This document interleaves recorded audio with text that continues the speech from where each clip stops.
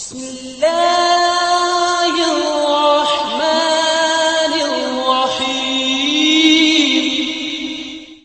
ان کے بعد اللہ کے نبی صلی اللہ علیہ وسلم کی سب سے محبوب بیوی سیدہ خدیجہ کے جانے کے بعد، جب تک سیدہ خدیجہ تھیں اللہ کے نبی نے دوسری شادی نہیں کی ہے۔ جب ان کی وفات ہوئی ہے تو اس کے بعد آپ نے مزید شادی کی ہے۔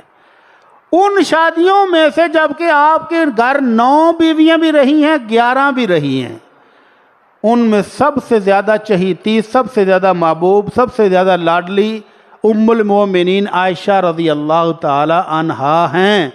اور یہ وہ بیوی ہیں کہ حضرت عمر بن عاص کہتے ہیں کہ اللہ کے نبی نے مجھے ایک جہاد کے لیے لیڈر بنا کر بھیجا، تو میرے دل میں ایسے خیال آ گیا کہ ابھی مدینہ منورہ میں عمر فاروق بھی موجود ہیں، ابو بکر بھی موجود ہے، علی مرتضیٰ بھی موجود ہیں، عثمان غنی بھی موجود ہیں، ان سب کی موجودگی میں مجھے لیڈر بنایا ہے تو لگتا ہے میرا بھی کوئی مقام تو ہے ہی۔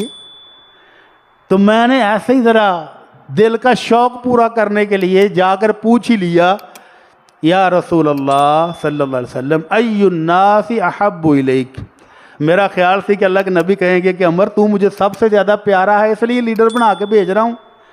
تو پوچھا اللہ کے نبی آپ کو سب سے زیادہ پیارا کون ہے؟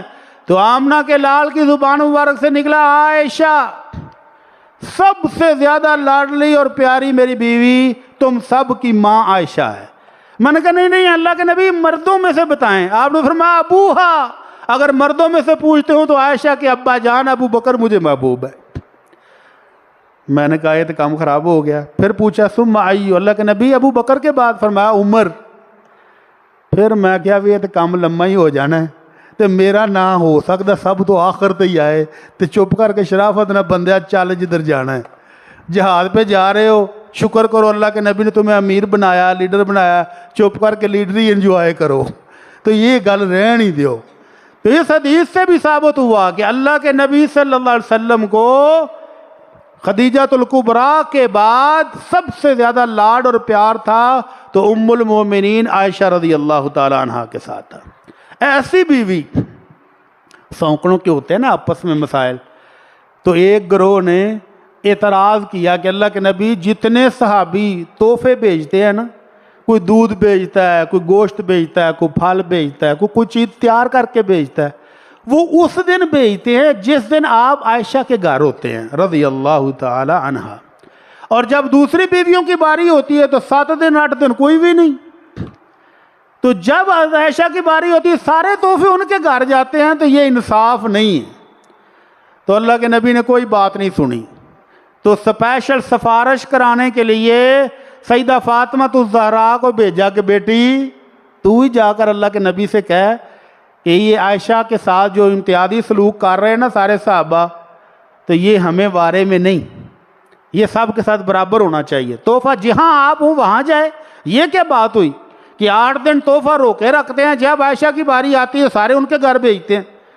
تو اللہ کے نبی صلی اللہ علیہ وسلم کے پاس بیٹی گئی، بیٹی لخت جگر فاطمہ الزہراء رضی اللہ عنہا۔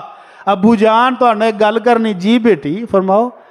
ابو جان آپ کی دوسری بیویاں اعتراض کر رہی ہیں کہ یہ تحفوں میں آنے جانے کی تقسیم صحیح نہیں ہے۔ اللہ کے نبی نے یہ نہیں کہا کہ یہ تقسیم صحیح ہے یا غلط، آپ نے ایک سوال پوچھا، یا بنی اتحبین ما احب، بیٹی یہ بتا کہ جس کو میں محبت کرتا ہوں تجھے بھی اس سے پیار ہے کہ نہیں؟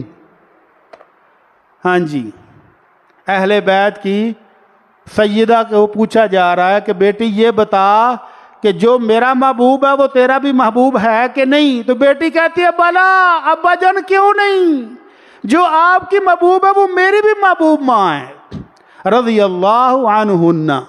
تو اس طرح اللہ کے نبی صلی اللہ علیہ وسلم نے سیدہ عائشہ کی وہ شان بیان کی جو کسی اور بیوی کی نہیں ہے۔ فرمایا بیٹی لا تعذینی فی عائشہ، عائشہ کے بارے میں کوئی بات نہیں کرو، مجھے تکلیف پہنچے گی۔ اللہ کی قسم میں کسی بیوی کے گھر میں نہیں ہوتا کہ اس کے بستر پر بیٹھا ہوں اور اللہ کی قرآن کی وحی آ جائے سوائے عائشہ رضی اللہ عنہا کے۔ عائشہ کے بستر پر بیٹھا ہوں تو بھی اللہ کا قرآن نازل ہو جاتا ہے، یہ فضیلت کسی اور کی نہیں ہے۔ تو تو اس بیوی کو بھی اگر آپ کہیں اہل بیت میں نہیں ہے تو پھر کون ہے بھائی؟ اللہ تعالیٰ رحم فرما دے۔